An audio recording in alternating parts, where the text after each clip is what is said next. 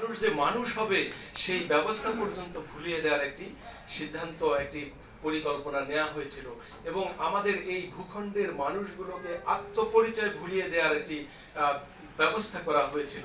কে মুসলমান, কে হিন্দু, আমি মুসলমান এটি হওয়ার দরকার নেই, আমি জীবনকে উদযাপন করব, এটি হলো সবচেয়ে বড় কথা। হতে পারে সেটা হিন্দুত্বের ব্যাপারে, হতে পারে সেটা খ্রিস্টানের ব্যাপারে, কোনো ব্যাপারে নয়, ধর্ম যার যার, আমরা শিক্ষা আমার, এরকম একটি ব্যাপার ছিল। হ্যাঁ, ধর্ম সবার, যে যে ধর্মে আছেন সেই ধর্ম তার কাছে মর্যাদাবান, সম্মানিত, কিন্তু ধর্মের পরিচয়কে ভুলিয়ে দেবার যদি ষড়যন্ত্র হয় সেটি ভয়ানক। সেই ষড়যন্ত্র হয়েছিল। আজকে যে গ্রন্থটি আমরা আলোচনায় বসেছি, সাব্বির প্রিন্সিপাল সাহেব তিনি লিখেছেন এই গ্রন্থটি, আমি এর আদ্যপ্রান্ত দেখেছি এবং আমার কাছে মনে হয়েছে আমি রুমির কাছে আবার যাই।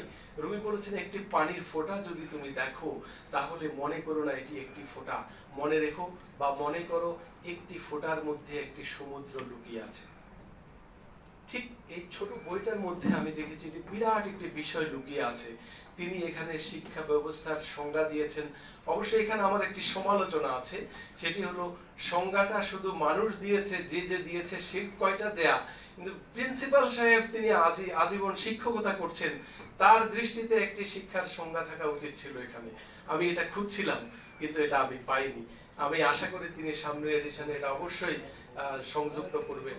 কারণ শিক্ষা শুধু আত্মিক উন্নয়ন নয়, শিক্ষা শুধু শারীরিক উন্নয়ন নয়, শিক্ষা শুধু মানসিক উন্নয়ন নয়।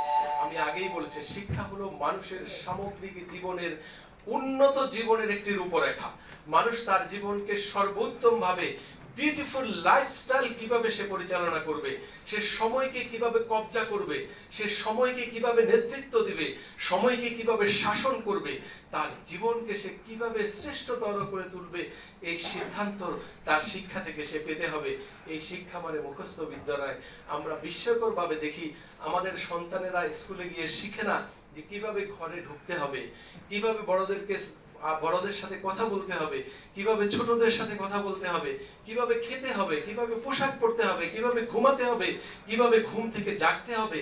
এই যে লাইফস্টাইল, জীবনযাপন পদ্ধতি, সে প্রতিবেশীর সাথে কি আচরণ করবে, তার পিতামাতার সাথে কি আচরণ করবে, এবং কি আচরণ করলে মানুষ মানুষ থাকে না, আর কি আচরণ করলে মানুষ শ্রেষ্ঠতর মানুষ হয়, এর কোনোটিই আমাদের সন্তানদেরকে শেখানো হয় না।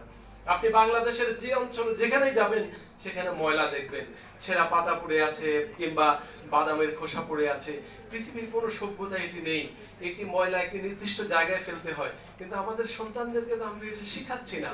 আমাদের শিক্ষা ব্যবস্থা এই ব্যবহারিক নয়। এই জিনিসগুলো পরতে পরতে এই বইয়ের মধ্যে আছে। তিনি ফিনল্যান্ডের, তুরস্কের, মালয়েশিয়ার শিক্ষা ব্যবস্থার কথা বলেছেন, জাপানের শিক্ষা ব্যবস্থার কথা বলেছেন। এটি সত্য যে উন্নত বিশ্বে উন্নত শিক্ষা ব্যবস্থা আছে, কিন্তু সেই সাথে এটিও সত্য আরেকটি দেশের সব শিক্ষা ব্যবস্থা এখানে এসে ভরে দিলে সেটি আরেকটি খাঁচা হবে। কারণ পৃথিবীর ভূগোলটি এমন ভাবে আল্লাহ বানিয়েছেন, প্রত্যেকটি অঞ্চলে বিশেষ কিছু বৈশিষ্ট্য থাকে, সেই বিশেষ কিছু জলবায়ু থাকে, আবহাওয়া থাকে, এবং তার সাথে সেই অঞ্চলের মানুষগুলো অভ্যস্ত হয়ে যায়। সে অঞ্চলের সাথে যা যা ঘটে নতুন বৈশিষ্ট্যকে শিক্ষা ব্যবস্থায় আনতে হয়। তার মানে উন্নত শিক্ষা ব্যবস্থার সাথে আঞ্চলিক পরিবেশ, আবহাওয়া, জলবায়ু এবং এখানকার সামাজিক অবস্থা, এখানকার সাংস্কৃতিক অবস্থা, অর্থনৈতিক অবস্থা, এই বিষয়গুলোকেও সামনে আনতে হয়। আমি প্রিন্সিপাল সাব্বির উদ্দিন আহমেদকে অন্তরের অন্তঃস্থল থেকে ধন্যবাদ জানাই।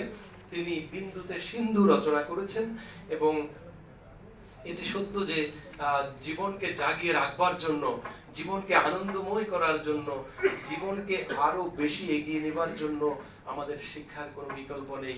এই শিক্ষা মানে, আবারও আমি বলছি, যে শুধু বই নয়, শুধু ক্লাস নয়, প্রকৃতিকে পাঠ করতে হয়, মানুষকে পাঠ করতে হয়, জীবনকে পাঠ করতে হয়, আকাশকে পাঠ করতে হয়, ঝড় বৃষ্টিকে পাঠ করতে হয়, এই পাঠের পদ্ধতিও জানতে হয়।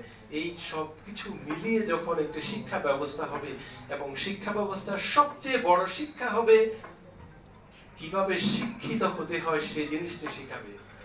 আমাদের শিক্ষা ব্যবস্থার সবচেয়ে বড় শিক্ষা হবে কিভাবে মানুষকে শিক্ষিত হতে হয়, সেই জিনিসটি শিক্ষা ব্যবস্থা শিক্ষা দিবে। আমাদের শিক্ষা ব্যবস্থা সেই শিক্ষা দেয় না। কিভাবে একজন মানুষ শিক্ষিত হতে হয় সেই শিক্ষা আমাদের শিক্ষা ব্যবস্থায় নেই। আমাদের আছে অংশ, অর্থাৎ একটি হাতির লেজ, একটি খরগোশের মাথা, একটি কুকুরের কান, একটি গরুর পেট, এই ধরনের বিষয়গুলো আমাদের শিক্ষা ব্যবস্থা। সামগ্রিক একটি হাতি, একটি গরু, একটি ছাগল, একটি সিংহ সে কেমন, তার বৈশিষ্ট্য কি, এই শিক্ষা আমাদের নেই। সুতরাং আমাদেরকে এখানে আসতে হবে। এখন আমরা মুক্ত হাওয়া পেয়েছি, মুক্ত বাতাস পেয়েছি, যেখানে আমাদের আনন্দ আছে এইটুকু যে আমরা আজকে এইভাবে কথা বলতে পারছি।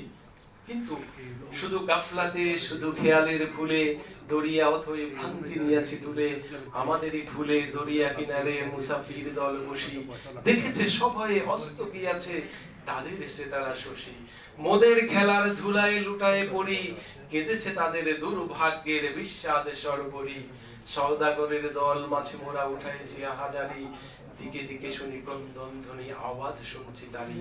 এই যে শুধু গাফলাতে, শুধু খেয়ালের ভুলে যদি কোনো জাতি নষ্ট হয়ে যায়, এই জাতির কর্ণধার যারা, এই জাতির পরিচালক যারা, তাদেরকে একদিন জবাব দিতে হবে। সেটি মৃত্যুর আগেও দিতে হয়, মৃত্যুর পরে তো দিতেই হবে। আসুন